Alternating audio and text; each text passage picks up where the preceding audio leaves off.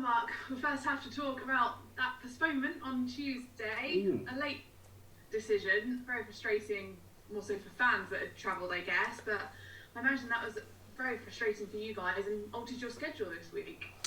Yeah, I don't think there's any real need for it. In today's day and age, I don't think there's any real need to drag a team and supporters all that way when you know what's going to happen. The pitch is not going to change from 4 o'clock to 6 o'clock, is it? It's not going to get any softer. So it would have been easier, like the other teams, just to call it off. And it's just an embarrassment for Barnet, really, not for us. And I just feel sorry for the supporters that actually travelled and got there.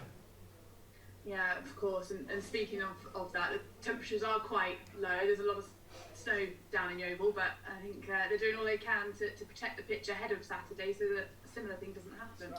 No, I mean, this morning it's 6 degrees. Well, we trained this morning, the pitches were perfect. So the groundsman has assured us that Saturday won't be an issue at all.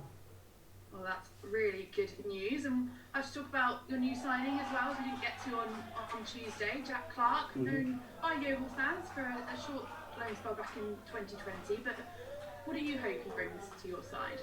I think it just improves our squad. He improves the group, and that's what we've got to gradually do is try and improve the group. And Jack brings us quality in the middle of the pitch. He's left-footed. He moves with the ball well.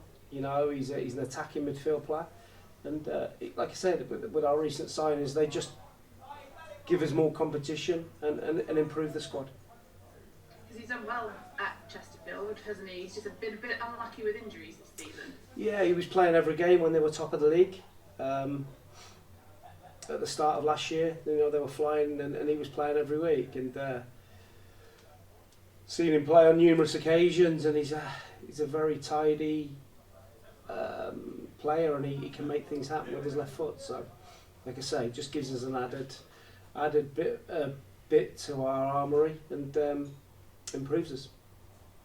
And of course, it was announced that Jordan Maguire-Drew joined permanently as well. Has it been good, although obviously frustrating that the game was postponed, but you've had an extended amount of time now with those new signings to embed them in the squad? Yes, I think so. I mean, we've obviously yesterday was weather-wise wasn't great. We had to, the players' warm-up was getting snow off the pitch, so we managed to get half a pitch yesterday and do some work, and then today we've done some more tactical work with the new boys. So it was good to get some more time on the training pitch, and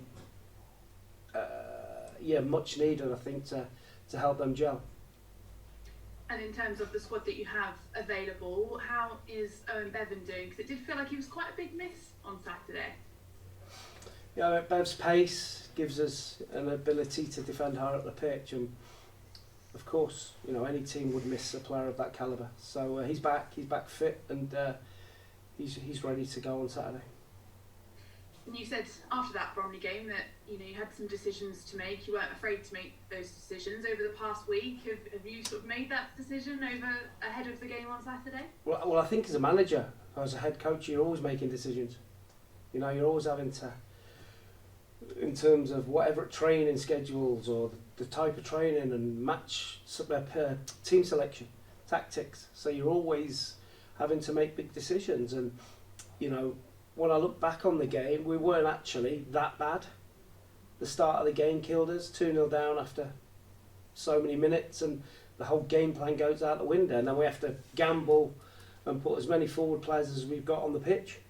And it becomes a bit of a basketball game, but we had so many chances in that game, more chances than we've had in any game that I've been here, I think. So I'm not too downbeat about it, having watched it back. The boys gave everything, and like I've said, they're a great set of lads, and I enjoy working with them, but we need to perform better and follow the plan a little bit better on Saturday. When you create those chances and miss those chances, is there an element of the confidence thing? I imagine it was pleasing for you actually that Oliver Boro did get his goal because he missed a superb chance, didn't he? Yeah, but that's football. You make mistakes, you miss chances. It's just you have to react and move on to the next one. So I think the boys that missed those chances, I think if they get them again in the next game, they'll score. So I've got every faith in them that they get those chances again, they will score. Although I imagine you wanted to get back out on the pitch on Tuesday, you must be very happy that you've now got 2 home games because you've got a lot of confidence at Huish Park. Yeah, like I say, it's football, isn't it? These things happen. It's the weather was bad. I kind of guessed it was going to be off. Driving down there, everything was white, and we had staff there in the afternoon, and they said the pitch was rock hard. So, but that's football. You have to take it as it is, move on, and we get really excited, and we're really well prepared for a tough game against a really exciting Altrincham team, well coached, play a really good style of football, and you can tell they've gone to being full time now, and where they are in the league. So it's going to be a really tough game, but one we're looking forward to. Yeah, that was going to be my next question, because adjusting to full time can go one of 2 ways, can't it? Because they lost a lot of players in the summer, but they've recruited really well. Yeah, they've got some cracking players, and you can see how they play. They're well coached in terms of how they play football, how they create overloads on the pitch, and we'll have to be, without the ball, we'll have to be really good. And we're looking forward to it. That's what you want. You want a challenge, and we're excited by the game. Because we always talk about these big ex-football league clubs that make the National League so difficult to get out of, but it's also about clubs like Altrincham, isn't it, who are strengthening, going full time, and they're always tough to go to places, and they're doing really, really well and making the league stronger as a whole. Yeah, they are. You can tell it's a really well-run club, a smaller club, but a great community club, and always well-run, always very welcoming when I've been there. So, but like you say, really hard to beat, and I think a lot of teams are finding that this year. Thanks for your time, Mark. Good luck Saturday. Pleasure. Thank you. Mark, it seems ironic. Last week we were talking about the training schedule and how you were trying to improve things up front and not in any way impinge on the defensive record, and it's basically what happened to a large degree, wasn't it, against Bromley? Yeah, well, I think last week we all had webbed feet. This week we've all been dodging polar bears in that kind of weather. So we've gone from being underwater to rock hard and snow. So yeah, listen, Saturday's performance, we lost it in the first few minutes. So we have to move on. It's gone. We've dealt with that, and we've got to make sure that doesn't happen again. Has the training this week been more intense, but more focused on making sure that those sort of mistakes don't creep into the game again? I think every week you have to train like you play. You have to be intense, but it's also that tactical side of it where we have to understand what's needed to be able to compete at this level regularly and not concede 4 goals. We know where we slipped up. The last 2 goals from us gambling to get back in the game. We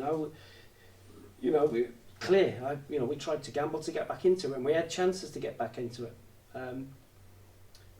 For me, it was the start of the game that cost us. So we have to make sure we start properly. And you brought in some new players now.